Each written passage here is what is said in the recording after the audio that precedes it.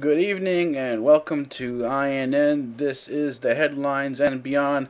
I'm Dr. Daniel Karras, and it's the headlines. This show we're going to cover the day's events of March 13th.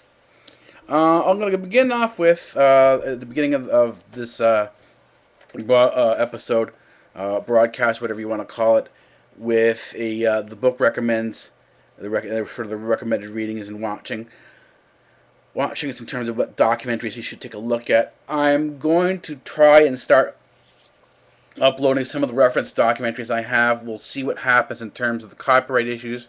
I'm going to put a notice on them that they're up there for educational purposes, and they are indeed for educational purposes. If you are here watching INN News, this is not a leisurely show. It's not here for entertainment purposes. It's here if you want to understand the geopolitics that's going on. This is what this broadcast is for, and this is what this entire network, INN, is dedicated to, is understanding the processes and the things that are going on in geopolitics beyond what's seen in the mainstream media. And mainstream media is any media that is corporate sponsored, corporate media, and government media. All of them have their biases, and even when you go off into the non-mainstream media, they have their biases as well that you have to sort of watch out for. So the reading and the watching of various different documentaries will help sort of alleviate this as you get more and more background information. So the documentaries I'm going to start uploading, and this was the recommended reading for yesterday, was the work by Daniel Jurgen. The works by Daniel Jurgen. One is The Prize, another one is now called The Quest. Those are two of the documentary series that I highly recommend you watch. I am going to be uploading them here as to test out and see if YouTube is going to use DCA to censor the information here. I know a large chunk of it has disappeared from PBS. It was initially broadcast on PBS, but that I can't seem to find it on PBS. It's simply not there anymore. So we're going to take a risk, and I'll upload it sometime between tonight and tomorrow. This documentary will be uploaded. The first series. There's 8 series in this documentary, 8 episodes in this documentary. The book is not necessarily a book I recommend reading. It's an author. It's one of the authors that I sort of I personally like. It gets you a little bit further. This will sort of bring you in further on some of the global events, particularly going back to World War II, and this will sort of put the current events within the context of World War II, so you can see how things sort of evolved from World War II on out. And one of the points of view that I really liked a lot, and it is out there, I don't know how easy it is to find it, is the works by Winston Churchill. That's right, the Prime Minister Winston Churchill, the late Prime Minister of Great Britain, actually was a very prolific author. He wrote a number of works, including his own autobiography and his memoirs. I strongly suggest you go try to find them. I have a copy here of his works. I read them more than 10 years ago, and they're really inspirational in terms of how I began viewing global events. So, this is the recommended reading for today. The recommended reading for today is go and find the works of Winston Churchill, and then we start reading them. And they're going to be a bit of a read. They're going to take you a couple months to read to get through everything, because there's a lot there. So into the headline news now. As we started looking around, mostly on CNN and the American broadcasters, they were focusing on the American primaries. This today was another mile marker on the path to the Florida Convention. There was still no clear winner, and so now it's on further on to the next mile marker as we move into April. So I think as we get closer and closer in April, there's this sort of magic number that Romney has to get in terms of delegates. That's 1,100. It's possible that he can get that number. People seem to think that this is sort of a foregone conclusion, that there isn't any way that he can be stopped. But the problem is,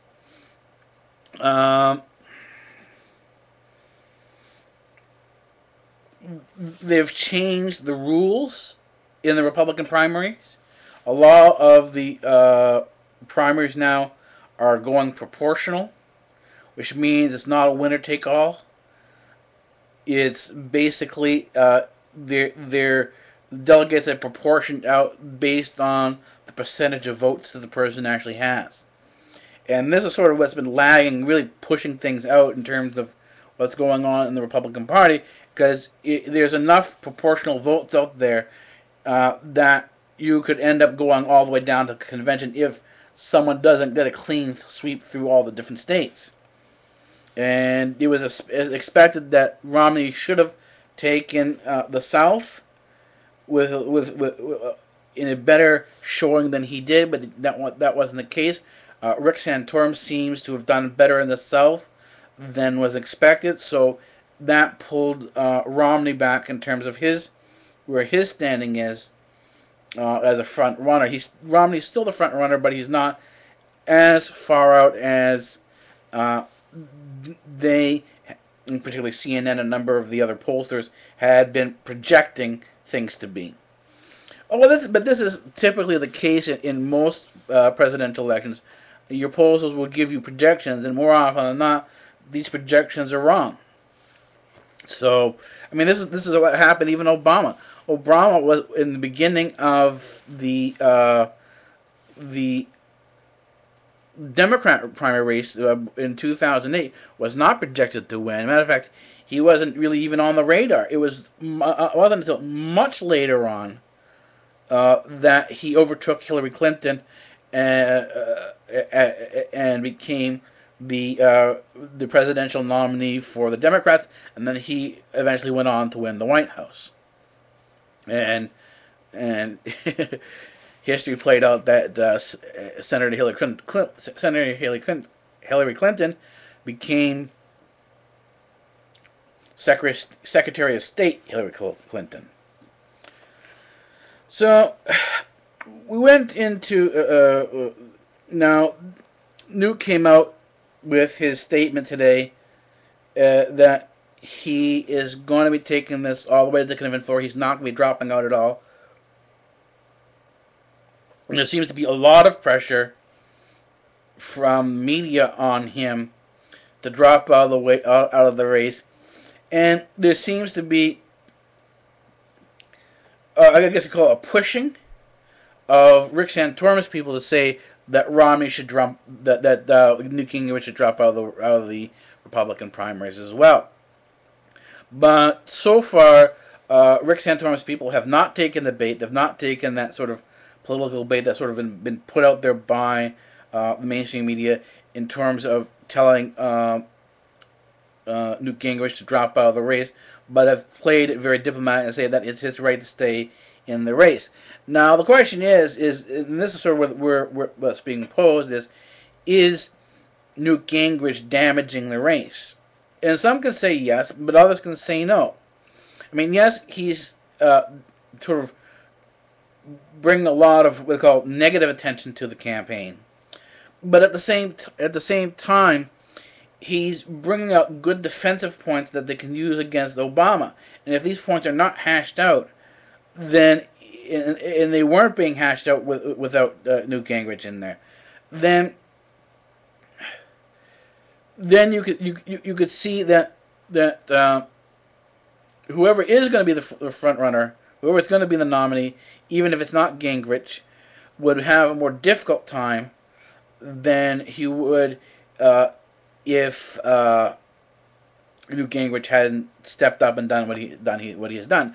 And not saying that I agree. And this is the thing in politics: you're not going to agree with everything that a candidate stands for. Some people you like this thing. Some people you like. Everyone in the field has some degree of positive points, and they all have negatives.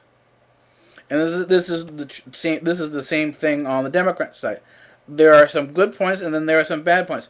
And what you have to do in terms of deciding where you are, in terms of who you're going to vote for, is not stick simply with political loyalties. That's that's a surefire way to end democracy, is to simply stick with a party because you're a party person. What you need to do is see whose values you line up more with. Look at all the candidates out there. Does the candidate that's in front of you represent you? If he doesn't, then you choose the other person. If this other person represents you more than the other, it's not that this person represents you. Who represents you the most? Right? But let's say there isn't anyone up there who represents you. Do you not vote at all? And the answer is no. What you do is you then say, well, if no one's is my representative and I don't want a representative, then you want a government that's going to stay out of your way and allow you to be independent the most. And that's how you choose. In terms of if you're an independent, you want to choose the candidate that provides you with the most amount of independence. In other words, least government intervention, least taxes, least government involvement in your life. That's how you define your voting candidate. And whoever does this, brings us in as the least, that's the person you vote for. And it's not an issue that, I like Republican or Democrat. It's an issue of independence. Who's going to stay out of your life the most? And so this is sort of this is the way I choose. This is the way I choose to vote as an independent. I don't choose either side. I want someone who's going to stay out of my way the most. I want the least amount of government, because I'm going to step up and I'm going to participate in the democracy. Some people choose not to participate, and they'll choose a representative. Fine. But for those who want to participate, then you want somebody who is not going to stand in your way when you do participate. I mean, there are some people who insist that the government has to do everything for you, and they are resentful when an independent or a private person stands up and says, I want to do X, Y, and Z. I want to participate in society. I want to have a stance. I want to have a say. And that's the type of person you don't want to elect. And so if the person on the other side is not like that, then you vote for the other person. Anyways, if we go on, and the thing is, this representation of democracy as having a variety of choices is one of the key ways of avoiding a war like we've been seeing in the Mideast.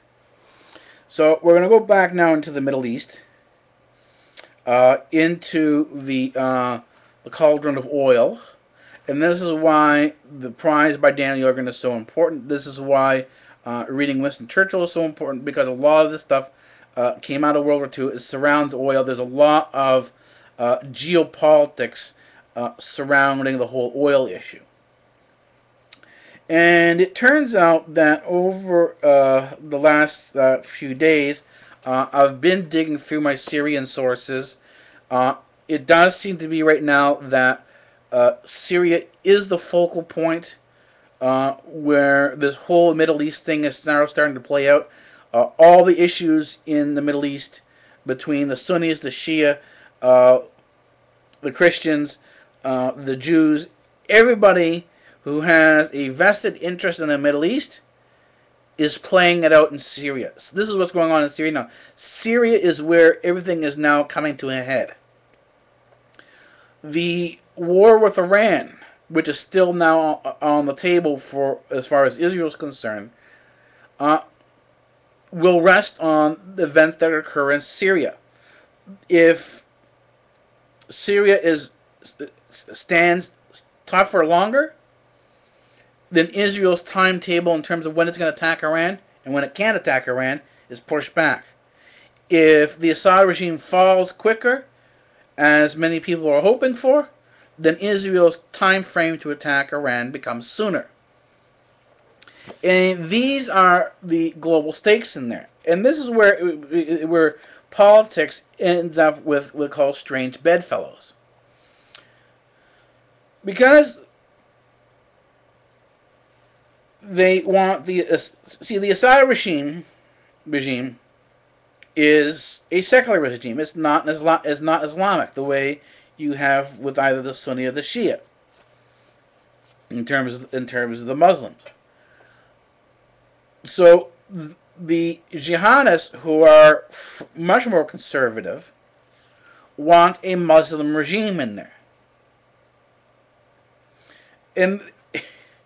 But here, Iran, who you would think would want a Muslim regime in there, doesn't want a Muslim regime in there because they know if Assad falls, that it takes Syria out of Iran's sphere. So Iran's interest in Syria is to keep Syria under Assad and keep it strong enough to act as a buffer between itself and Israel. In other words, in order for Israel to attack Iran, Syria, which is now the buffer, has to be removed. And this is why you have Senators Lindsey Graham, Senators McCain, and Senators Joe Lieberman, all of whom are top AIPAC members, pushing for immediate military intervention in Syria. It has nothing to do with humanitarian aid. This has everything to do with the covert Israeli-Iranian war.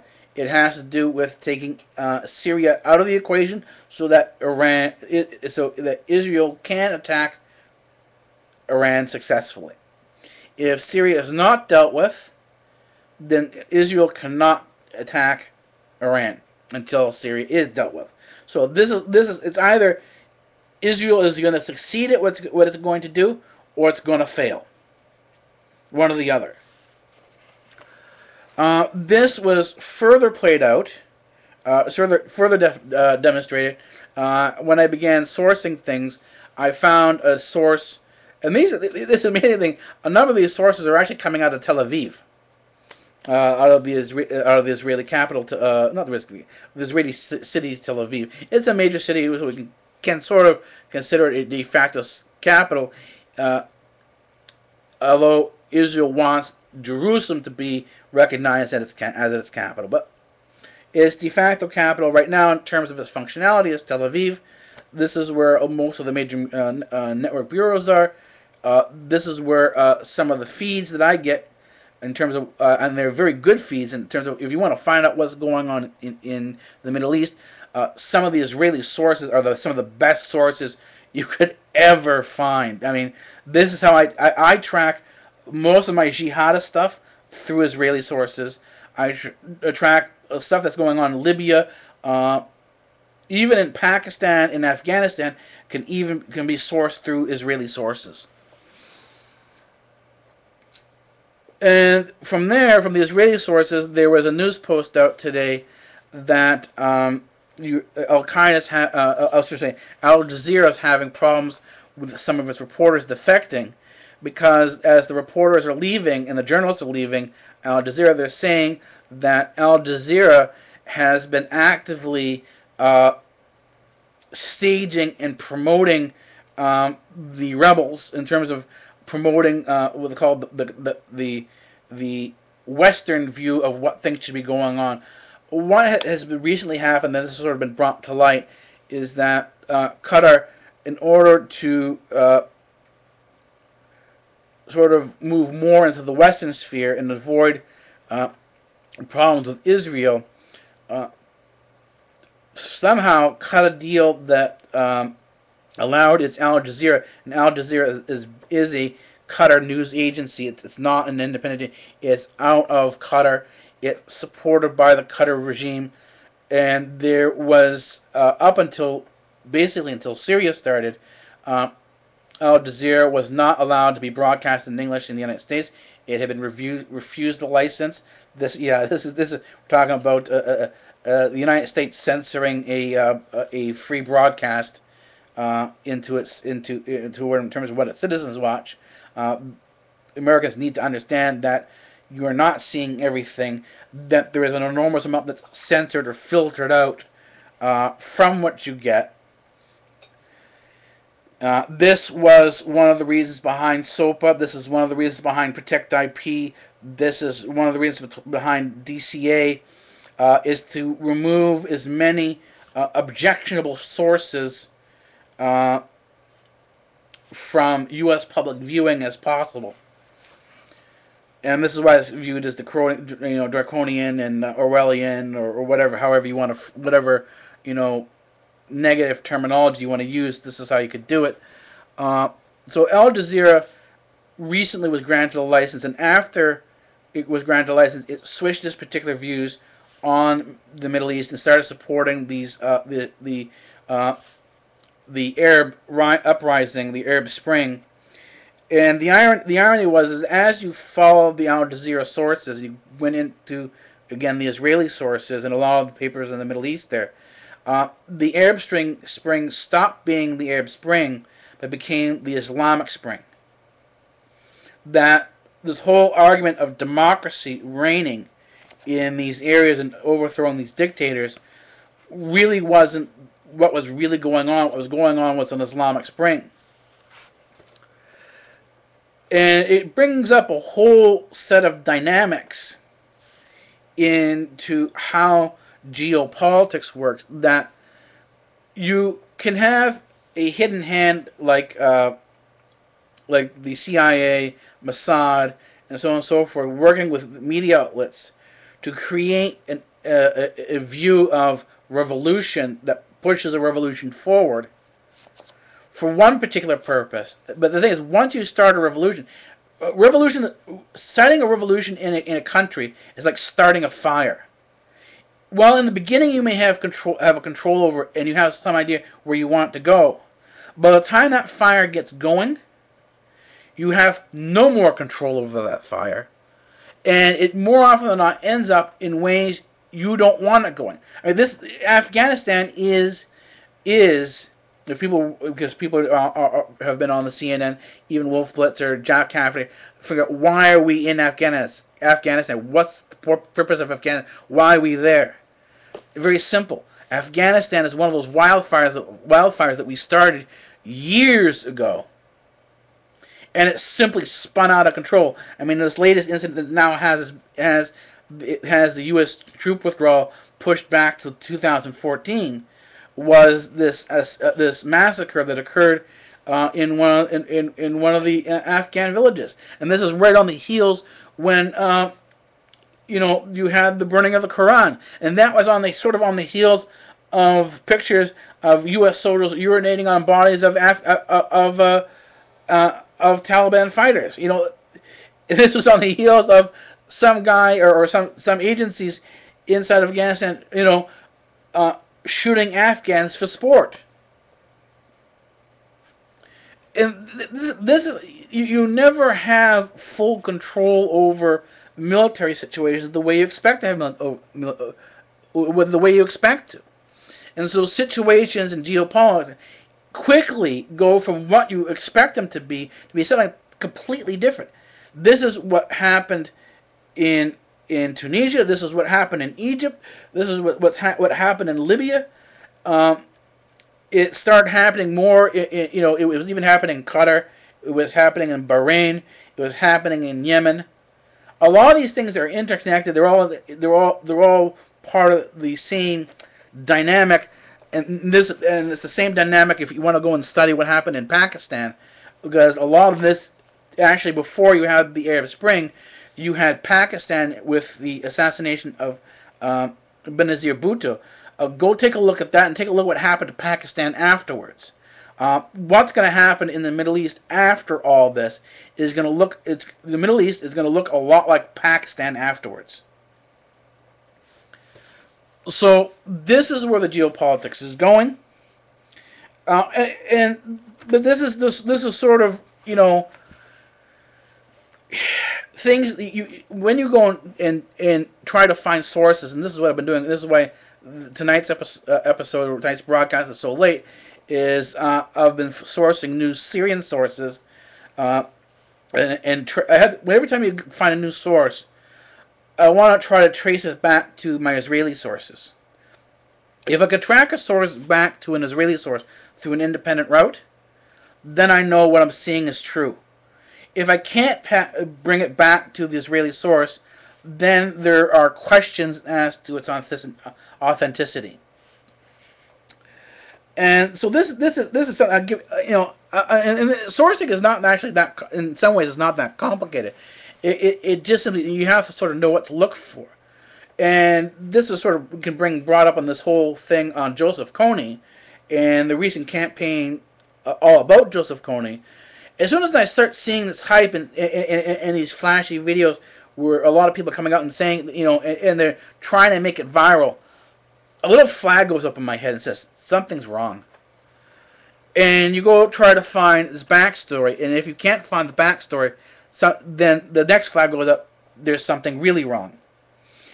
So the next stop for me in any organization that sort of promotes things and promotes a cause is to look for, particularly if it's an American organization, to look for its IRS filings, and it's the Form 990. It is the charitable tax exemption filing that every nonprofit has to file with the IRS in order to keep its tax exemption status. Now, what I did is I went and looked at the Kony 2012, and they have to have a definition in there. And so here's Kony 2012 definition, and it says, "Invisible Children uses film creativity, social action to end the use of child soldiers in Joseph Kony's rebel war, and to restore LRA affected areas, communities in Central Africa to peace and prosperity." Well, here's the problem here. There's no stated action. All they have to do is promote awareness and education. That's all they have to do. You know, uses film creativity. This is important. This is their primary activity. They use film creativity and social action to end the use of child soldiers.